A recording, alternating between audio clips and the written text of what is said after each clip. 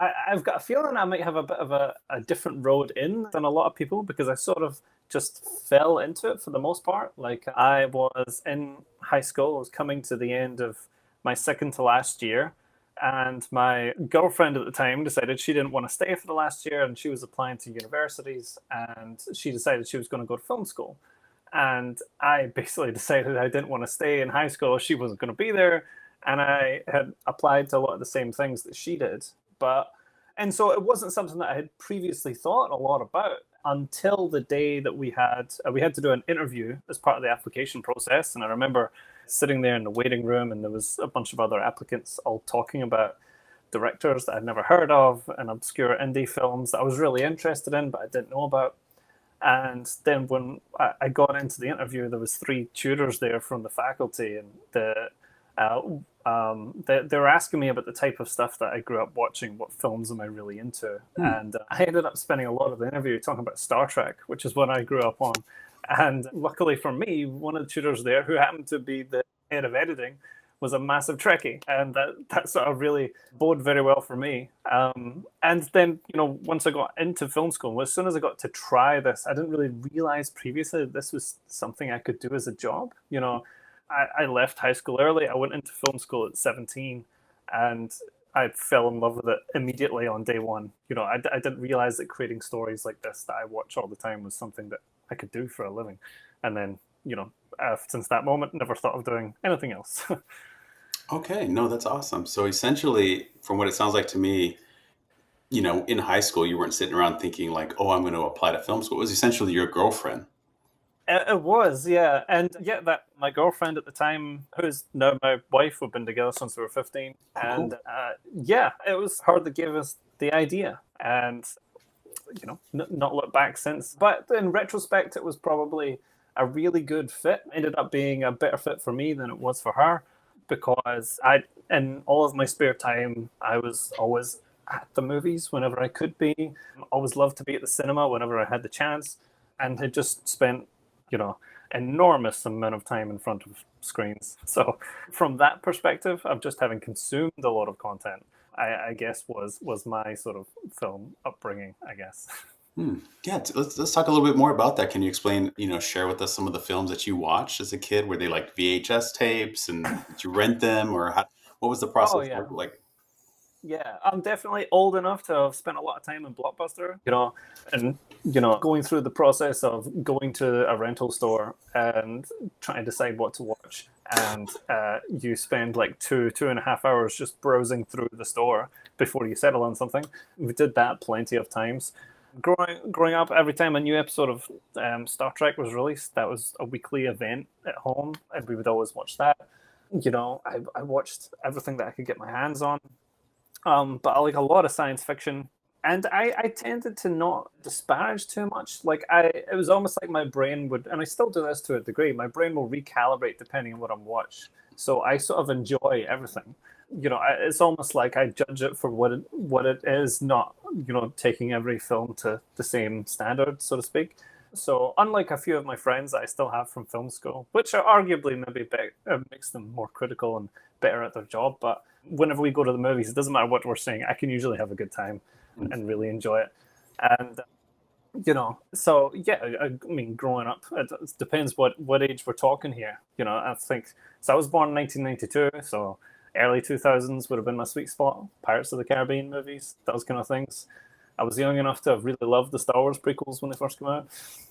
In fact, I think I actually went to a Halloween party as Obi-Wan Kenobi the year Phantom Menace came out, which was pretty awesome. So yeah, everything, and particularly up until I went to film school, it would have been very mainstream stuff you would have seen in the cinema, until when I got to film school and I got my more wider education and started broadening my horizons, and then I was just into everything.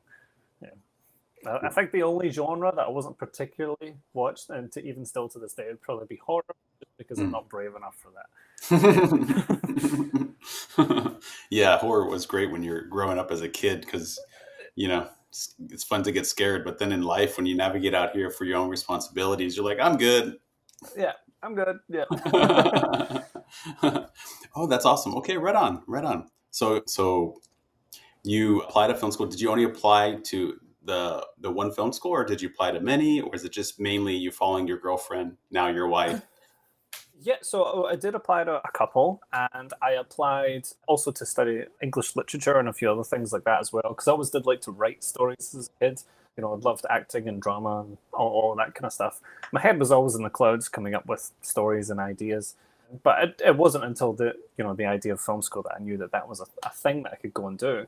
I think in terms of film schools that I applied to, there was a few different universities around Auckland, the city in New Zealand where I was in. And in terms of the ones that would be doing a film education, what really appealed to me to Unitec, my alumni where I went to, is that they were very practical. You didn't spend much time in a classroom, and you were making stuff quite a lot. And I always really loved the idea of that and getting stuck in and doing stuff. And don't get me wrong, we did have a number of classes delving into storytelling from its roots of cave paintings to film theory and different things like that. But there was a small studio within the university, and we did make tons and tons of projects throughout our time there. So it was some good hands-on learning. Right on, right on. That's great. So okay, so you kind of like looked around, you applied to a few there in New Zealand, and you settled in on this one. Yeah, I settled in on that one. I mean, it had been suggested to me the idea of maybe coming home to go to university, and I think at the time my mum had suggested me some unis that were here, maybe St Andrews or Glasgow or Edinburgh. But at the time, I was still, very excited and wanted to stay close to New Zealand. I had just started to get acclimatized to things there, and I had my partner, and I had basketball and other things that I love to do there. And so, didn't want to move country. So I was looking around at, the universities that were on offer. And I think that one just leapt out. I mean, there was Auckland University, which was arguably the largest uni that was there, but much more academic and in general. So a great place to study things, maybe like medicine and science and those kind of things. But I didn't feel like we would get to film a lot or make a lot of stuff while we were there. Whereas, Unitec was kind of the opposite of that. And, that was really exciting. Yeah, no, that sounds really exciting. Can you talk a little bit more about Unitec is it just strictly a film school? Is it an art school or? No, so it's sort of a polytechnic, almost like a trade school, in the sense that you can study a lot of practical things, and so they do offer degrees and masters and different things depending on what it is that you're studying.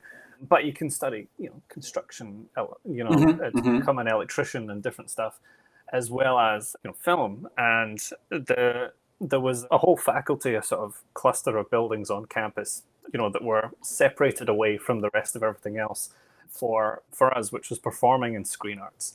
And actually architecture was dumped in with us as well for some reason, but so there was architecture and the film guys. But you could study the specific disciplines, which were sort of set apart from a lot of the other ones as well, and in the sense that you could study production design, you could do degrees in sound, acting, dance, all the different specialties of film, which made it really cool when we got to make short films in our projects, because you would pull someone from the other departments and you'd all make stuff collaboratively together.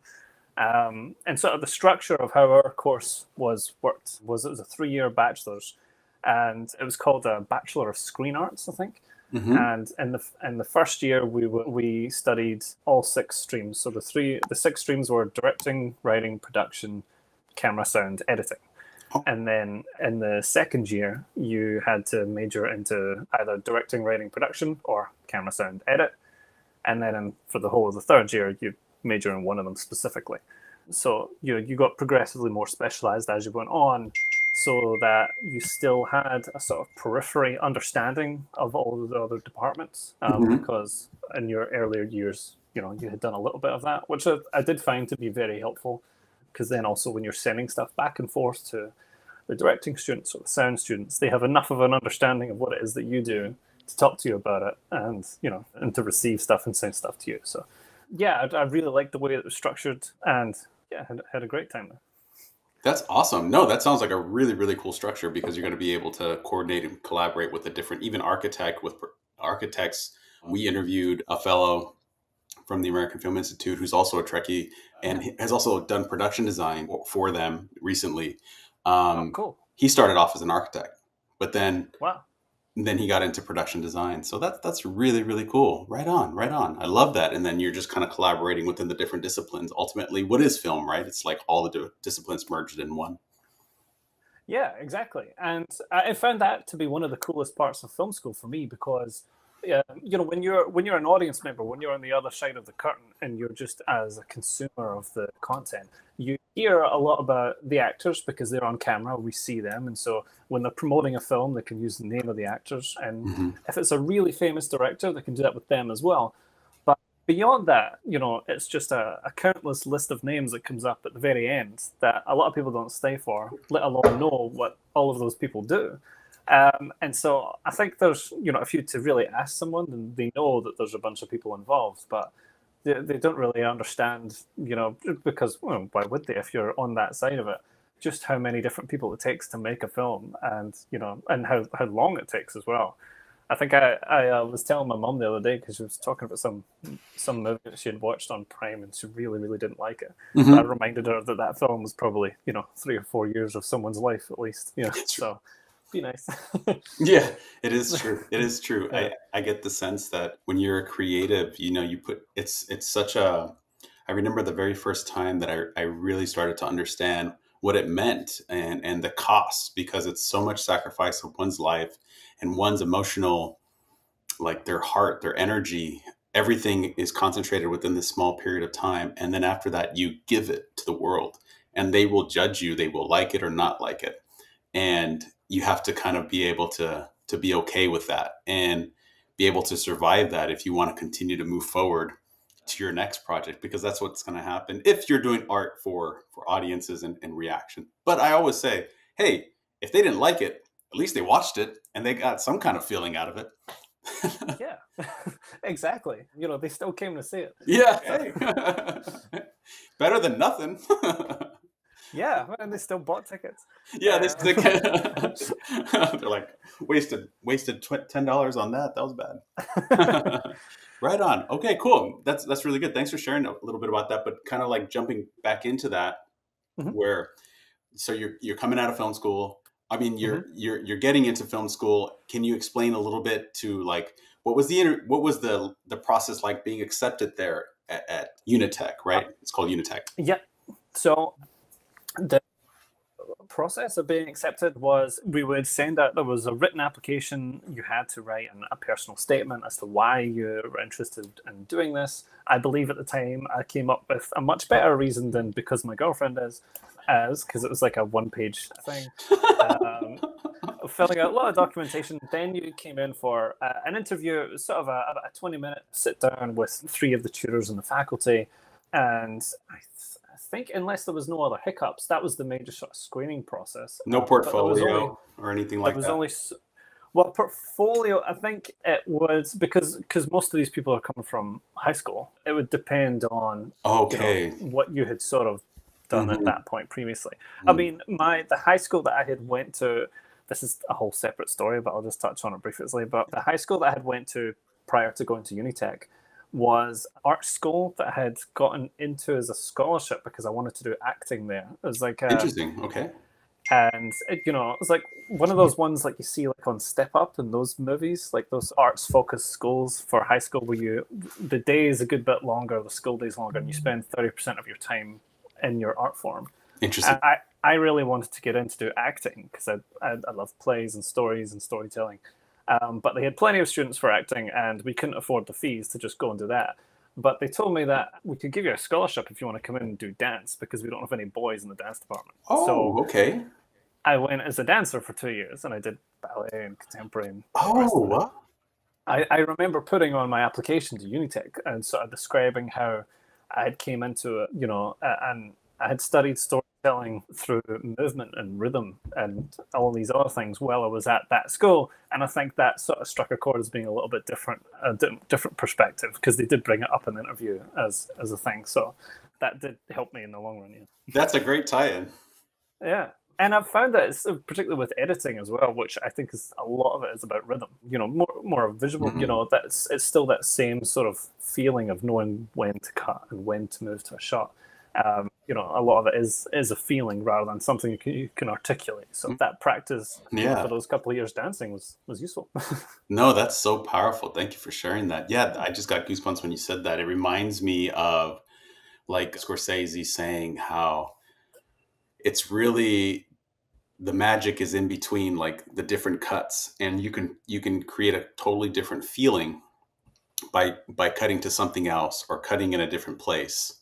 And that is just so powerful, because what we're doing in editing, at least in my opinion, is you're imprinting in the mind's eye for the audience to be able to connect to something, and how the decisions that you make in the editing process and how you cut the pictures together is going to create that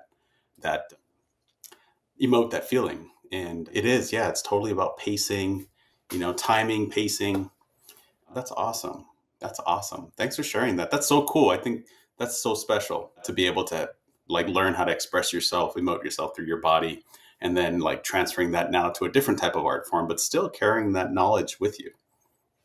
Yeah, I mean, I think that's a lot of what we do as filmmakers. I mean, part of my favorite thing about being in this industry is because there's not sort of a formal way necessarily to come into the industry and to progress through it.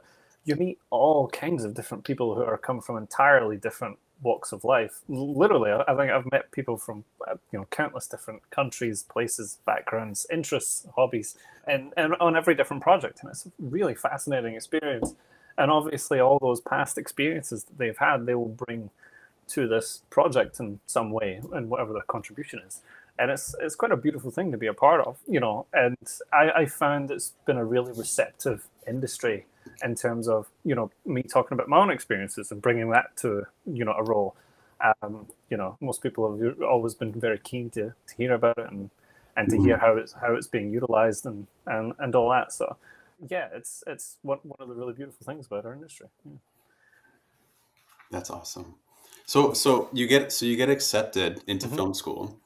Yeah. So what does that process look like? What's the first year? You said 3 years process. So 3 years. So I remember I was showing up on the first couple of weeks, and again, kind of like what we were just talking about before, is a variety of different people. So there's some who have came out straight from high school like us. Most people would have came out a little bit later. We were definitely the youngest two there, but we had all kinds of different people, and people from different countries, as well as a number of international students that came.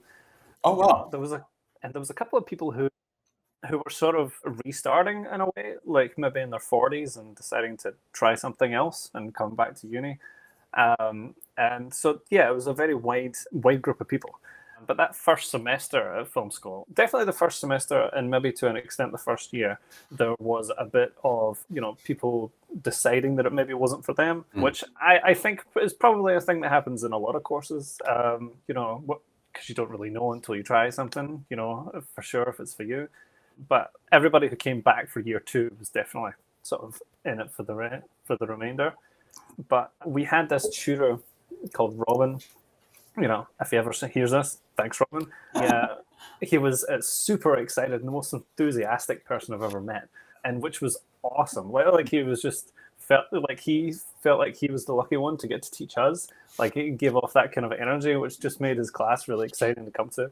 Because in year 1 we were all still together, so it was big classes, and he's teaching us all the fundamentals of film form and history and and about different genres and a lot of things that a lot of film professionals might have just accepted as sort of base level knowledge by now. But like when you're first coming into it and you're learning about the 180 rule and all kinds of different stuff like that, and learning about departments that you didn't know existed, and he just talked about all of these things in the most enthusiastic and fascinating way. I swear he could make any subject seem fascinating by the way that he taught it. It was really, really amazing, So yeah, I'll always be thankful to his class, because it was the best way to start that journey was by coming into his class. And he always teaches the first years, or at least he did when I was there. And so yeah, and I could see why. Yeah. Yeah. Right. Okay. So that's like the first year you're kind of just getting a broad understanding. You didn't make any films the first year. Oh yeah, we did make a bunch of stuff. So we had, and each year we had a studio project we had to make. So there was Studio One, which would be the production design students would build a set. We would shoot a short film. We had a bunch of different fun stimulus projects that we had to make, like make a short film with only 5 setups, or make a silent film, or make a oneer, or different things like that, where they would impose a certain level of technical restrictions, which was a great catalyst for creativity. And I just sort of try to bring that back in my work now as much as you can, in terms of limiting yourself rather than just giving you complete open time and resources. I think can sometimes be quite helpful in the genesis of ideas. And yeah, we made a whole bunch of different projects. So it was sort of 50% of the time we'd be making things to a varying degree of quality. I probably wouldn't want to show off anything I had made now, but and the other 50% of the time would be with Robin, and we'd be learning more of these fundamentals. I remember, I think at the end of the first semester, we had this little test where, because everyone had to go through all the different departments, we had this little test where each student was given a whole bunch of lighting equipment, and there was a camera just pointed at the wall, and there'd be someone standing there as a stand-in, and you had to light them a specific way using cutters and C-stands and what way, and the diffusers, and balance the light in a certain way based off of direction from tutors behind you.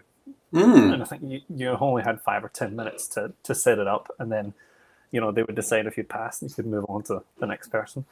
And yeah, it was really cool getting to try out all these things and to set up lights.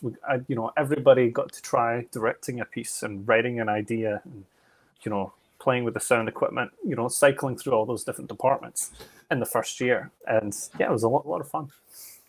That sounds really, really immersive.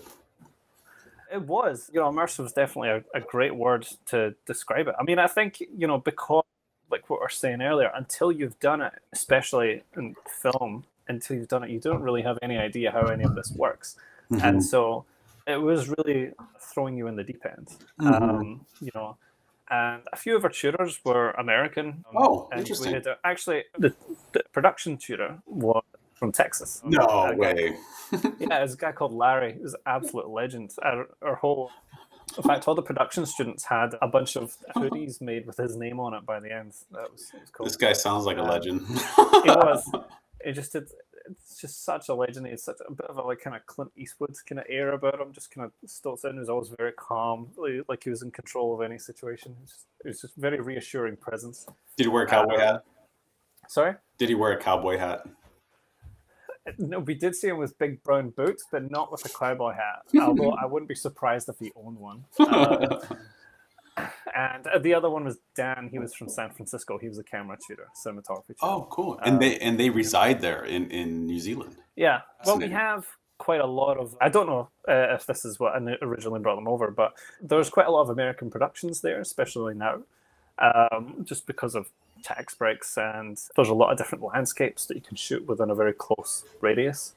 So it does attract quite a lot of international productions, which was quite useful after film school. Yeah. Okay, that's cool. Yeah. Did you, when you were all kind of like getting immersed in all these different fields and stuff like that, and you went off to start making your own films, did you all like screen and critique your films together as a class? Yeah, we started doing that more in the second year, and it definitely something that carried through a lot in year 3, because as editors, and I've actually noticed this is something that happens a lot in even in industry, but the editing students would regularly show each other what we were working on during and after, once they were finished, as well as during it, and get each other's advice and insights. But I think from year 2, we would sometimes have sessions where once everything, all the short films had been turned in and your projects, and they would be sort of screened in one session for everybody to watch. And there'd be a little bit of a light bit. I have listened to some of the podcasts, some of the After Film podcasts, where they talked about how at AFI that there would be sort of all the students would be openly critiquing, and it seemed like quite a daunting process. I don't think it was quite as open as that would be. Although in retrospect, I think that sounds like an amazing idea. But we did have, in the screening room, they would all be shown one after the other, and the teachers would give their remarks openly about all of them before us, and there'd maybe be some time for some comments, but not quite as much of a critiquing session as maybe was at AFI. Yeah. But yeah, definitely between the editors, because we all knew each other so well, and we're all working closely, we'd be going into each other's suites and showing each other stuff all the time, and then afterwards as well, giving sort of a good open and blunt critiques of them all. And I think we got used to doing that quite early on, which was really beneficial. And it's something that I've noticed when I'm in post facilities. I see editors doing that all the time. Editors who know each other, who know that there's another editor that they know working across the hall on some other TV production or film production, and they'll go knock on the door, hey, can you come take a look at this edit? I think it happens all the time. Yes, absolutely. I think that's one of the biggest things, like we learned from narrative, they call it narrative workshop, where essentially you have your entire class come in and screen your film in a theater. And I do remember, though, one time the audience erupted in cheer. And that was pretty amazing to see, because when you're amongst your students, it's very competitive. Yeah. And that is such a good compliment of the film. Yeah, exactly. and you can, I got the opportunity to witness the power of cinema because I knew how competitive it was amongst our peers. And for that very specific small, it was a short film. I don't remember how long it was, but it definitely wasn't over 20 minutes. But for that short period of time, it was able to draw you in, and at the end make you stand up and cheer. And it's essentially that's amazing, right? That's amazing. Yeah. The whole crowd just, oh my God, this was great. And it was really cool, but it was a very short. I don't remember the log line per se, but it was essentially about a grandfather trying to find connection with his grandson through virtual reality. Like they were playing like Halo together. And the grandfather was looking for an opportunity to connect. So he learned how to play. And then the final scene was how like the grandson saved him in a battle. And then at the very end, it had I may be butchering it, but something along those lines. And it just, everybody resonated with it. Right. And everybody erupted in cheer. It was really cool. Real powerful. That's awesome. That sounds awesome. I'd have loved to have been in that audience. Yeah, it's really special. And that's why I think for me, one of the biggest takeaways is always getting feedback. Once again, going back to what we were talking about before, where it is like actually when you're doing your own thing, then it's time to put it out there to the world. And because as an artist, you're looking at it from a certain point of view of like, oh, this is the feeling that I'm going for, but you may not necessarily land it. And when you get feedback, you can figure out how to tweak it just a little bit, or maybe not at all. Maybe you decide to stick to that vision and not tweak it, which is fine too. But at least you're getting more of an idea, because when you're kind of sitting with a project for too long, you kind of lose sight of things. And I'd imagine it's the same with editing for you. Oh yeah, absolutely. And another thing to add to that would be there's an editor that I assisted for many years ago who did this. It was a film editor. It primarily worked on features, and he always, right next to his client monitor where he's showing the full screen of the edit while we're working, he would put a little Lego man right next to it, to remind him of the perspective of how much bigger this is going to look in a theater. So that little Lego man always sits there, which I thought was such a good idea, and so I've always done it since, because there's a bunch of things that if you notice something that you think it's just a little thing, it's probably fine. Anything that's small will be amplified in a theater, and it'll be far more noticeable. And so it's sort of like a reminder to go back and thoroughly check and watch stuff. Cool. And fix those little things. Yeah. That's a great. Yeah. That's a really great nugget, Jack. So thanks for explaining the process there at Unitec. And so now you're going into, like you talked about, going to your first and second. When did you decide ultimately, because it sounds like you get a broad education, but then it sounds like you narrow in, you talked about how you're working with your editors. How did that form, or how did that happen ultimately? Well, so for me, initially, I was thinking about those 6 different specialties that I mentioned before, and I always really liked the idea of directing stuff. But I thought that if I just studied directing and did a degree in directing and made lots of stuff, directed lots of projects while I was at uni, I was like, what am I going to do when I graduate? Because I'm not going to graduate and become a director. This was my thinking, at least at the time. And so I was looking at other streams And I decided that editing was a really good option because it involves all of them. Like you have to be able to judge the camera work, you have to be able to judge performance, you have to look at the overall story and from the micro to the macro level, and you work a lot with the directing students, so you can sort of glean some information off of them. And so that was my initial thinking of sort of choosing to go on the editing route as sort of a pathway to ultimately circle back to directing, to sort of educate myself about all of the different aspects of making a film, as I felt like a director should. And I felt like being skilled in one of the technical streams would better equip me potentially for once I graduated to get a job in the industry somewhere. But I do remember the moment towards the end of my second year when I was with our editing tutor. Her name was Julie Alp, and we were doing a assignment where we had to write a long essay about an editor of our choosing. And I had wrote about Sam Osteen cutting The Graduate. And I ended up, I think, just reading his book, him and Bobby Osteen's book, Cut to the Chase, about how important it is when not to cut, and scrape it, and build a story, and how important silence is, and the restraint and actors' performance. I completely fell in love with the craft just by reading about, from Sam's own words and his accounts of cutting that particular film. I completely fell in love with it, and then I was getting every piece of literature material I could on the subject. So by the time I went into year 3, I had sort of decided this is what I wanted to get into, and this is what I wanted to do, because it was like it had clicked in my head, and I understood the power of it. But that was sort of how I ended up, circling through into editing from that sort of broad level. That's amazing. That's powerful. That's very powerful. And so, when in the process through the film school, do you decide that? Is it going into year 3 that you decide to choose the discipline? Yeah. So going into each year, you decide, what your further specialty is going to be for the fall. Oh, okay. And so at the end of year 1, we had sort of split up and decided between the sort of production or the technical stream. And then at the end of year 2, we were deciding specifically, camera or sound or editing or directing, writing, production.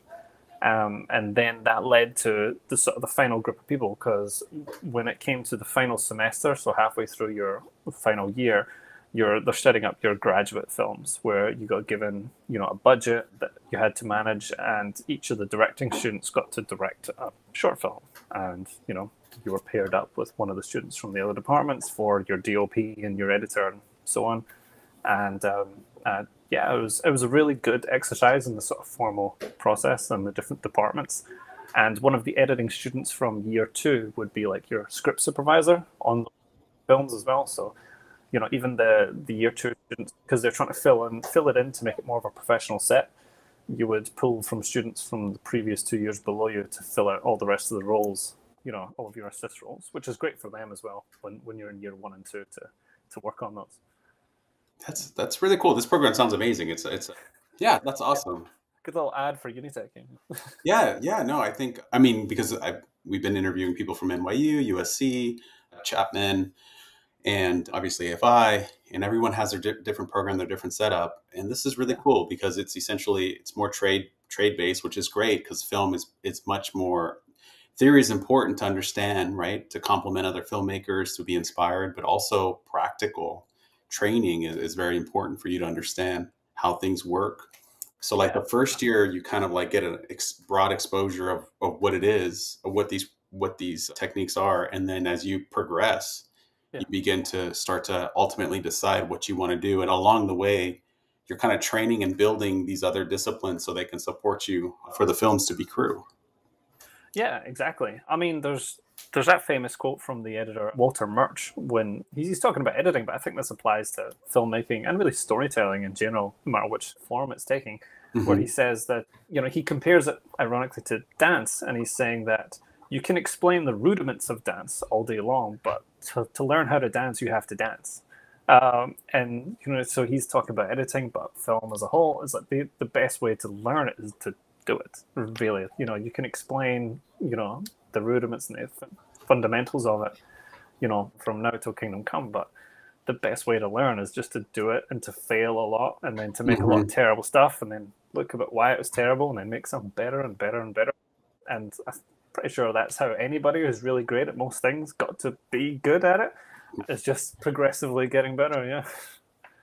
No, that's awesome. That I agree with that 110%. And it's interesting, which I think is pretty much we'll lead into that a little bit in shortly.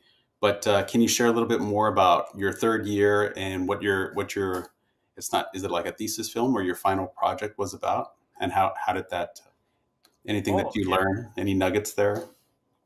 Yeah, so I think I learned a lot during our graduate films about the idea of working with the director and that sort of push and pull. There's a lot of things that I've learned from that I've put a lot of practice into since, of how before you begin a project, it's very important for not just the editor and the director, but probably the director and a lot of their HODs to be very aligned on the vision that the director's going for, and to be on the same page in a lot of things, and also for them to be comfortable enough with each other to be frank and open and honest. If the director doesn't like something that the editor's doing, that we have to be able to tell them openly and bluntly, so that they can correct it at an earlier stage, and they don't let them go too far down that hole. But also vice versa, I think the director should be open and comfortable with the editor telling them that something might not be working, or to suggest an alternate approach, maybe a more efficient edit that is shorter in duration but can convey the same emotion and the same ideas.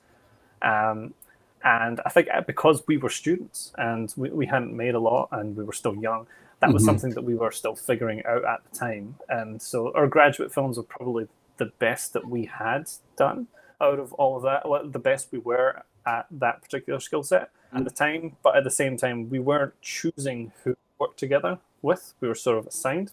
Okay. So that was still quite an interesting process. But I do remember my graduate film well. I do think I still have it somewhere. It's called Land of Lost Things. And it was quite a nice relationship. It was about this beautiful relationship between a father and son, and how the son's getting married, and he wants to use his mum's old wedding ring as part of his mum passed away many years ago, and he wants to use his mum's ring with his new young wife, and that was part of his mum's old will. But the dad is estranged and he doesn't want to hand it over because that's like all he has left of her type thing. It's about a lot of this old emotional baggage getting resolved throughout the course of this short film. And I think it's a really good exercise now to look back on, and I would say probably for most graduates of film school to look back on their final graduate film or thesis film or whatever it was referred to, in terms of what you would do differently now if you had to go back with the same rushes and to cut it now, or as the director, if you to go back and reshoot it, how would you do it now? And I think from my point of view, I'd like it to be about a third shorter. I think it could just be a lot punchier, and I could do maybe a better job with, utilizing the rhythm of the score to amplify a lot of that emotion that was the bedrock of the whole story. And I think that we did get some feedback from some of the tutors at the time, but also, like you say, there's a certain level of artistic integrity of your directors who have to make a choice of, what feedback to implement and what not to, so that it's still your film at the end of the day. Right. And so all of these things were things that we were exploring, with those grad films. But we did they rented out a cinema near our university, and they screened all of the movies one by one, and it was a really fun experience. Still got lots of photos from that time. I think that was because that's one of the last times that we were sort of all together, and until weirdly, because we had our graduation ceremony 6 months after we finished uni. It was kind of weird. And yeah, but in between that we had I think they called it the year 3 showcase or something like that, but at the cinema, and they showed all the films. And I remember I kind of feel a bit bad about this now, but just looking at all the other shorts and being amazed by them all, and just thinking about, that was really amazing. But I think you can become, if you've been working on one of them for a long time, and you've seen every iteration that it's went through, some of the ideas, like if it's comedy, some of the jokes can become a bit stale to you. But then when you see it in a theater with an audience and they react to the right emotional beats at the right time, that can, really help a long way. But I got to be the audience for those other shorts, which a couple of them I hadn't seen at all, and that was really lovely to see. So yeah, it was a special moment. Yeah, That's awesome, Jack. That's really cool. That's really special. Yeah, yeah, and so we're kind of like in year 3. You decided editing tracks you're gonna go that route. They pair you with a team for your ultimate final project, and you get a chance to screen it. So now, what's next? I think that's one of the biggest questions, right? Like, because if you go to film school and you get the opportunity to make films for like 3 years, you're not worried about anything else. That's a blessing, right? But then you get out in the real world and you're like, okay, now there's these responsibilities that come in. And how do you manage those two, and how do you etch out a career? Which is one thing from what we're hearing from all the interviews is there could be more education brought on that element. What did you all do to prepare? Well, so we all did different things in terms of, I don't think we had a lot from necessarily the university. There was a period in our 3rd year where we were encouraged, they lightened the load of our schoolwork, and it was encouraged that during that time to get like an internship somewhere or some small role in the industry or something like that. And I do remember, I think actually the actors had the most success during that time that I remember, but I did have a stint of about 2 months, and I worked at a commercial production company making ads. There was a lot of big budget ads made in New Zealand for all kinds of things, and there was it was a film called Waitemata Films. I think I still have one of the guys who hired me there on LinkedIn. But it was really fun because I was doing things again that I had never really thought of. Like we were getting audition tapes in, for example, for actors. And so I'd be an avid with all of these reels and reels of all the actors' tapes, and was smash cutting it down based on just the producer standing behind me, like that one, that one shorter, get rid of that one. It just was a good practice in being quick, and also meeting a lot of directors and people coming through the industry. But again, this was something that we were encouraged to go out ourselves and find. So I can't remember how I ended up finding that particular company, but I do remember there was a directory of film professionals and film companies in New Zealand called the Data Book. And I just went to that and sort of emailed everybody one by one and just asking if anybody needed some assistance in pretty much anything for a few months. And was happy to do it unpaid, and so they were the first guys to be like, yeah, sure, come on in. And, did that for a while. But yeah, like you say, you're probably coming towards the end of the degree and you're wondering, where to go from there. And I remember our year group thinking about this differently, and so some people quickly decided to move into something else. Some people decided to stay in university and go for the masters. And I remember what I did was I went back to that data book at first, and because I wanted to be an editor, I figured the best person to ask as to how to do that was someone who's already doing it. So I looked up all of the editors and emailed them and phoned them one by one. And most of them didn't get back to me. I imagine a lot of them were very busy. And then a couple of them that did get back to me, it was like a very polite, wishing you all the best. I don't have anything that I could offer you right now, but, all the best in the future. But there was one editor by the name of Eric DeBose who and I did hear of him previously because there was a feature film that they used our university as a location for where we were at film school. And so they had been in filming there, and so we were all like watching the crew. And he had cut that, and I remember going to see it during uni and enjoying it. It was, like a fun rom-com. And so when I had reached out to him, he invited me around to his house for dinner. And, I drove out and, hung out with his family for a while. He sat and talked to me for hours about film and about the industry, and is very open and honest about it. And he's, invited me to ask whatever I, wanted to ask. And he did tell me that, if anything ever comes up, he's like, there's nothing I can offer you, but if anything comes up, I'll let you know. And a year later, I was working at a post-production facility, a small one in Auckland, and which I had found through the directing tutor, Uni, who was directing a film which was being posted there and they had like an in-house assistant who just left and needed someone, and I happened to be having a conversation at the right time with this directing tutor, so she put my name forward.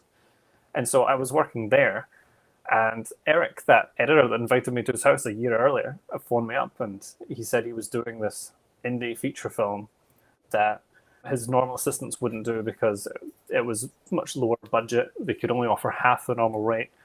And he asked if I wanted to do it. And I was like, well, yeah. And he told me that anything I didn't know, he'd teach me.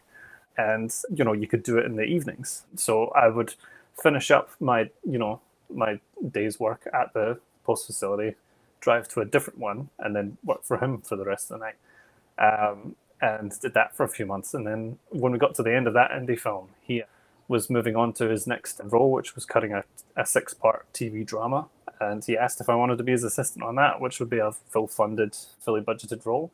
And that was sort of my career was sort of set after that, because I assisted for him and other editors that I met through him for about 3 years after that. And by that point, I knew enough people that I could hop from job to job. But it all came down to that initial, cold calls and cold emails straight out of uni of just trying to find everyone who was doing what I wanted to do, and just reaching out to all of them and asking, okay, how do I get from where I am to where you are? And I find that most people are quite willing to help if you ask. Like, my mum always said, it's amazing what you can get just by asking. And I definitely found that to be true, because if it doesn't cost them anything, I tend to find that, most people are very willing, and it makes them feel good to help you.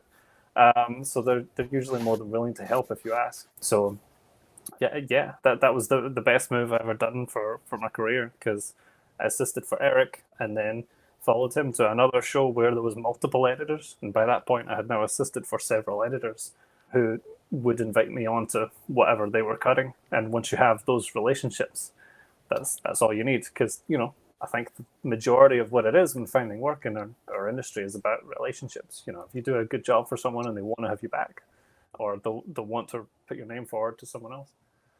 Yeah. No, that's a great story, Jack. That's a really awesome story. Yeah, that's definitely what inspired me to reach out to you, because I read that story on Frame.io. You also share you shared your story on their blog. Yeah.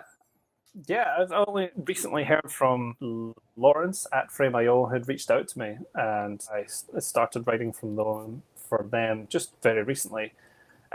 He found me through a series of YouTube videos that I've been doing, which is basically, there was a whole bunch of stuff that I learned on the job, particularly about assistant editing, which I feel like is a craft you're never really taught at film school.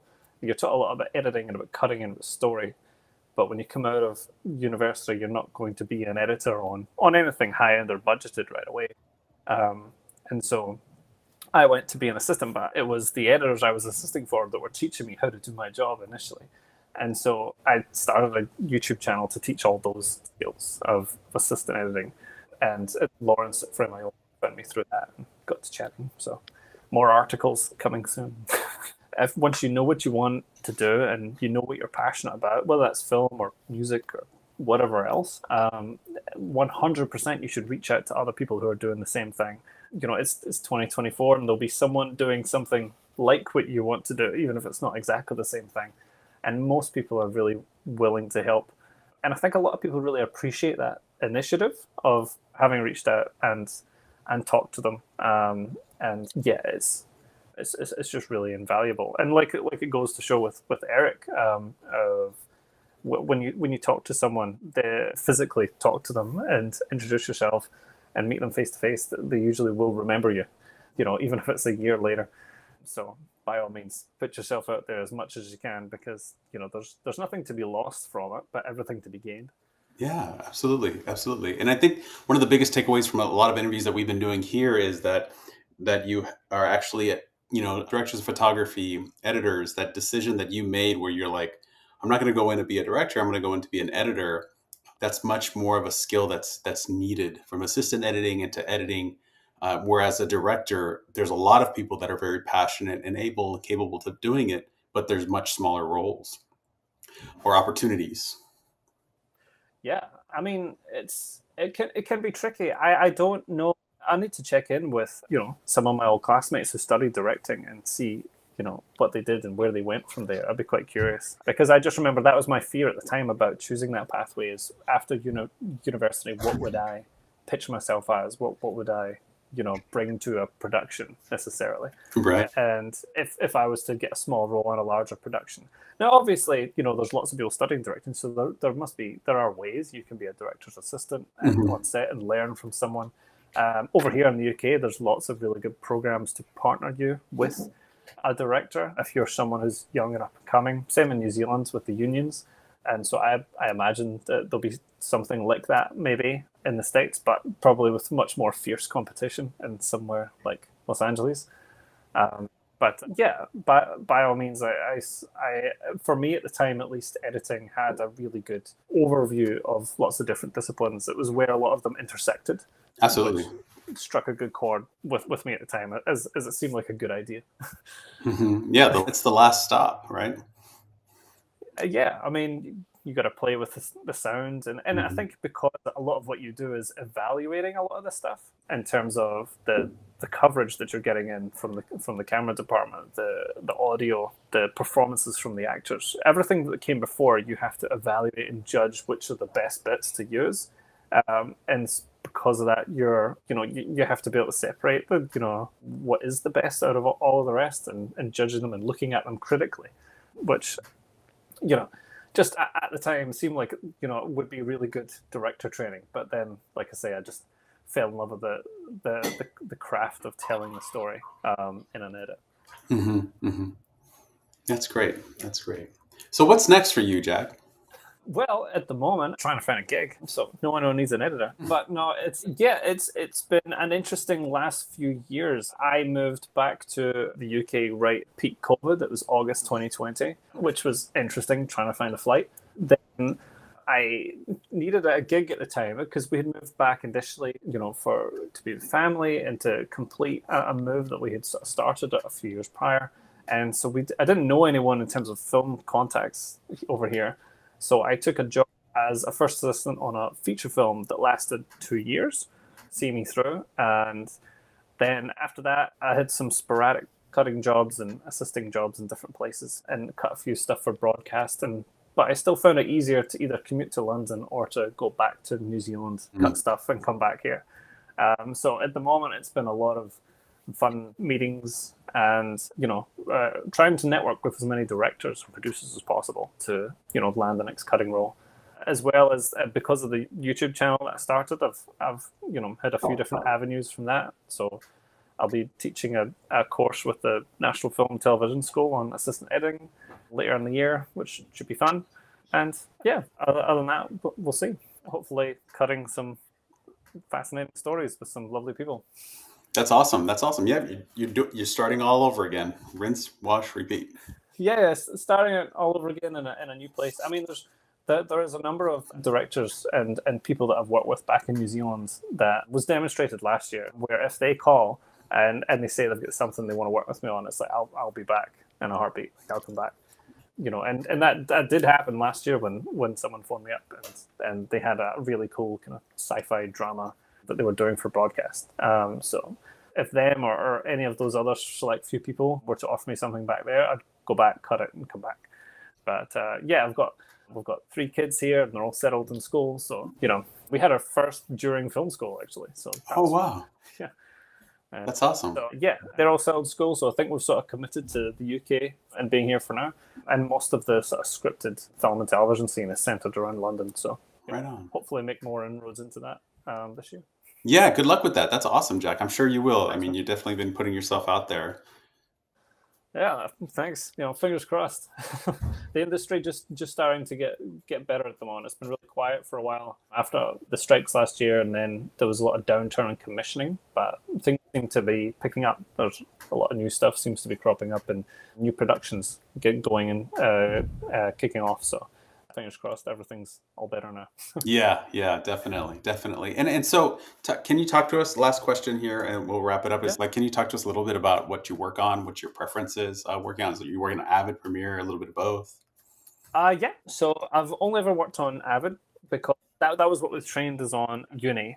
And then after film school, just all of my jobs for many years were on Avid. And then I learned it really well. Like I always had a point of I would have the latest version of it installed at my computer at home, because the post facilities, for stability reasons, would always stay a few versions behind.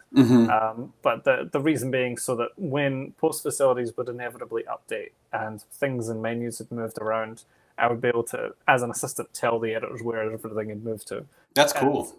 And that sort of, by doing that, I had sort of learned Avid did this one platform really, really well. But if it came to anything else, I couldn't really work it. Particularly anything Adobe actually terrifies me. So, I've got other substitute apps that I'll use when I need to do things like Photoshop or stuff like that. But I did get offered a short film years ago, a good funded short film that was on Premiere. And I told them I would do it on the condition that I could have a few extra days at the start to port everything to Avid first. So I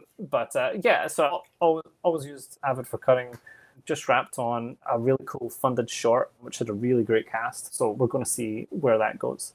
And That sounds great, Jack. Thank you so much for taking the time and sharing your story with us. It was really great and interesting and inspiring. And good luck to you out there now in the UK. And we'll catch up with you and reconnect. Oh, cool. Thanks, man. All the best over there. I hope to be able to make it to Texas at some point. It's a place I've always been fascinated with. I'd love to see. So if I ever do, I'll need to look you up. Yeah, likewise. Of course. Love to have you out here and let me know. I mean, there's South by Southwest or for any reason whatsoever. Yeah, love to connect. Great. Sounds great. Thanks, Rene. Thank you, Jack. Take care. Take care. Bye.